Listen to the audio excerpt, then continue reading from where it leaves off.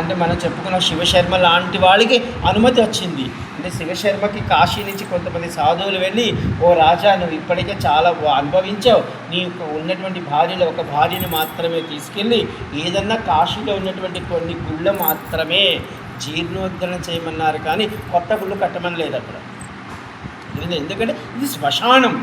మీరు ఈ శ్మశానంలో భోగభాగ్యాలు కోరుకోవడం అంటే మన మోక్షాన్ని మనమే వదులుకున్నట్టు. మీరు తిరుమల వెళ్ళండి, తిరుమల వెళ్ళి భోగాన్ని కోరుకోండి. తిరుమల వెళ్ళి ఆయనకంటే మాకు పెద్ద ప్యాలెస్ కావాలని ఆయన అడగండి, ఏమో మన అదృష్టం అంటే ఇస్తాడు ఆయన. ఎందుకంటే ఆయన మోక్షకారకుడు, మనకి భోగం ఇచ్చేవా ఆయన.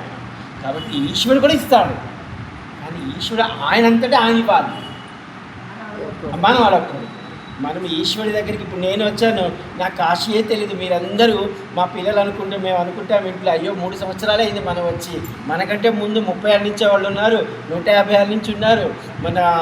మన ఆంధ్రాశ్రమం వాళ్ళది అది చూశారు, ఏదో 60 సంవత్సరాల బుక్ ఏదో ఇచ్చారు కదా, మా పిల్లలు అంటున్నారు, ఓ అమ్మ వీళ్ళు ఇంత సుందరప్రభ ఆపది 150 సంవత్సరాల నుంచి 3 తరాలు వాళ్ళు ఉన్నారు ఇక్కడ.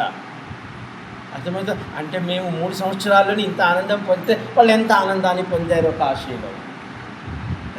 అంటే మన కాశీలో నిజంగా ఈశ్వరి యందు భక్తి పెట్టుకుని ఆయన పాద పద్మాలు పట్టుకున్నాం అనుకోండి, ఆయన ఇస్తే 2 ఇస్తాడు. ఒకటి, వద్దులే వచ్చేరా, ఎందుకు ఇవన్నీ తలనొప్పులు, రా వచ్చాయి అని ఆయన పార్వతీదేవి కన్నా మనల్ని తీసుకుని హృదయంలో పెట్టుకుంటాడు. అర్థమైందా? రెండవది, మన చేత ఒక మంచి కార్యం చేయిద్దాం. మన చేతి ఏదో గొప్ప కార్యాలు చేసి, ఇప్పుడు చూడండి 3 సంవత్సరాల్లో వచ్చిన వాడిని మీ ముందు కూర్చొని ఏదో చెప్పుకుంటున్నాను. ఈ స్థాయి నాకు ఇచ్చింది ఎవరంటే సాక్షాత్ విశ్వనాథ్.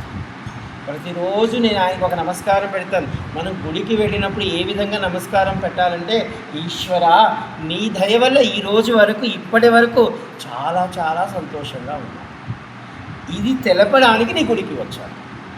మనం గుడికి వెళ్ళేది ఇలా చెప్పాలి ఈశ్వరుడి ప్రార్థన. మీకు ఎవరికి ఇంతవరకు తెలిసి ఉండదు. అంటే సాక్షాత్ ఇది ఎవరు చెప్తుందంటే కృష్ణుడికి యశోదామాత చెప్తుంది. అర్థమవుతుందా? అలా చెప్పింది కాబట్టి ఆవిడ దగ్గరకు వచ్చి తన్నించుకున్నాడు, ఆవిడ దగ్గర పెట్టింది తిన్నాడు. అంటే ఆవిడ గుణం అలాంటిది. ఆవిడ ఏమంటుందంటే, అడుగుతాడు గుడ్డి కృష్ణుడిగా ఉన్న కృష్ణుడు, ఆయన అనుకుంటాడు వాళ్ళు వచ్చేప్పుడు విష్ణు భగవాన్ అంటే, అమ్మా ఎందుకమ్మా 24 గంటలు విష్ణు భగవాన్కి నమస్కారం పెడతాడు, అలా మనం పెట్టాలా అని అడుగుతాడు ఆ చిన్ని కృష్ణుడు. ఆయనే విష్ణు అనే సంగతి ఆయనకి తెలిసి కూడా. అదే అప్పుడు ఆవిడ చెప్తుంది, నాయన ఈ క్షణం వరకు మనం జీవించి ఉన్నాము, ఇంతవరకు మనం బాగున్నాం కాబట్టి మనం ఆయన దగ్గరికి వెళ్ళి, ఈశ్వర నీ దయ వల్ల ఇప్పటి వరకు బాగుందాం, నీకు ఇది తెలపడానికి, నీకు ఒక మన ఇంగ్లీష్లో చెప్పినట్టు ఒక థ్యాంక్స్ చెప్పడానికి, అంటే మన తెలుగులో మీకు కోటి కోటి కోటి కోటి వందనాలు అని ఇలా మీరు ప్రార్థన చేయండి. మీరు నిజంగా ఒక 40 రోజులు 3 నెలలు ఇలా ప్రార్థన చేయండి, ఈశ్వరుడు మీకు ఏమిస్తాడో మీకే అర్థమవుతుంది. అయితే నేను ఇదే చెప్పేవాడిని అనమాట. నేను వచ్చినప్పుడు ఇలా అంటే మనం ఇలా ప్రార్థన చేసామనుకోండి, అప్పుడు ఆయన ఏమి ఇవ్వాలో ఆయన చేసుకుంటాడు. మనం వద్దనుకునే ఇస్తాడు ఆయన. ఇవన్నీ మాకు వద్దన్నామనుకోండి, పుచ్చుకో అంటాడు ఆయన. మనకు పుచ్చుకునేలా ఇరికిస్తాడు, అని ఆయనే రక్షకుడుగా ఉంటాడు. అయితే ఇక్కడ జరిగింది ఏమిటంటే, ఈ కాశీఖండం 1వ అధ్యాయంలో 86 శ్లోకాల్లో వింధ్యా పర్వతం అసూయతో పెరిగిపోయింది. అసలు మనం ఇప్పుడు చెప్పుకుందాం. ఇప్పుడు అసలు అసూయ అంటే ఏమిటి అంటే, మనకున్న ఆరిషడ్వర్గాలలో ఒకటైనది అసూయ. మనకి దక్ష ప్రజాపతికి అమ్మవారు చెప్తుంది. అప్పటికి దక్ష ప్రజాపతి అనుకుంటాడు ఈ అరిషడ్వర్గాలు లేవనుకుంటున్నాడు ఆయన. అమ్మవారు సతీదేవి చెప్తుంది, నాన్నగారండి మీరు దక్ష ప్రజాపతి, మీరు 3 తర్వాత మీరు చాలా సృష్టించారు, గ్రహాలు సృష్టించారు, దిక్పాలకులు సృష్టించారు, చాలా చాలా చేశారు, లోకాలు సృష్టించారు, కానీ వాటితో పాటు కూడా మీరు సృష్టించవే కొన్ని పెరుగున్నాయి, మీరు గమనించండి అని ఆవిడ చెప్పింది. పాపం విని ఉంటే బాగుండేదేమో, ఆయన తల ఉండేది, కానీ ఆయన వినలేదు. అంటే ఇక్కడ చూడండి, అసూయ వలన మానవులకు కలుగు నష్టాలు. అంటే ఇప్పుడు మనలో అసూయ ఉంది, మనకి తెలియదు అసూయ ఉందని. మీకు చెప్తాను ఇప్పుడు అసూయ ఎలా ఉందో మన దగ్గర.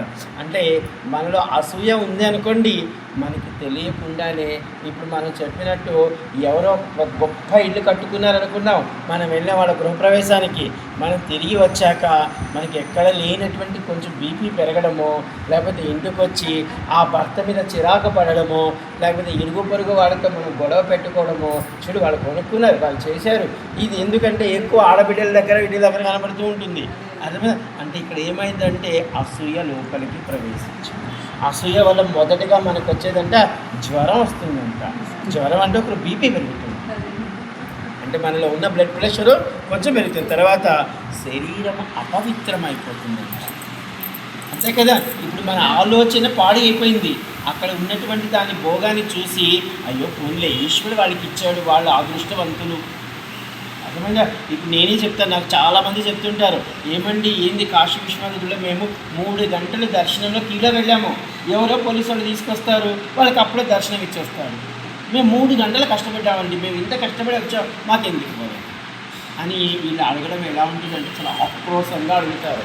కానీ అందులో ఒక్క నిమిషం వాళ్ళు వెనక్కి వచ్చి మేము 3 గంటలు పోయినా ఈశ్వరుడి దర్శనం మాకు అవ్వలేదు, మీకు ఇవ్వాల్సింది ఆయన, పోలీసుడు కాదు. అర్థమైందా? కానీ అలా పోలీసుడు వచ్చి తీసుకెళ్ళారంటే వాళ్ళు ఎంత అదృష్టవంతులు. అర్థమైందా? ఏ జన్మ పుణ్యమో ఉంది వాళ్ళ దగ్గర.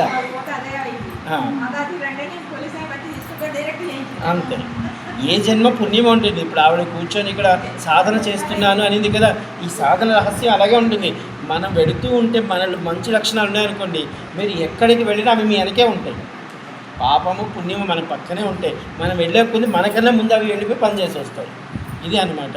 అంటే అక్కడ ఆ విధంగా పోయిన వాళ్ళని అయ్యో పోన్లే, వాళ్ళ పూర్వజన్మ పుణ్యం ఉంది, ఈశ్వరుడు వాళ్ళకి త్వరగా అనుగ్రహించాడు, నాకు ఎప్పుడో ఇస్తాడు అనుకుని ఇంకొక అరగంట కాదు ఇంకొక గంట ఉంటాం అనుకున్నాం అనుకోండి, అప్పుడు నిజంగా ఈశ్వరుడి దగ్గరికి గంట లేటుగా పోయినా మనకు కలిగే ఆనందం వేరే.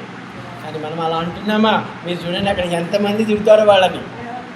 అర్థమైందా?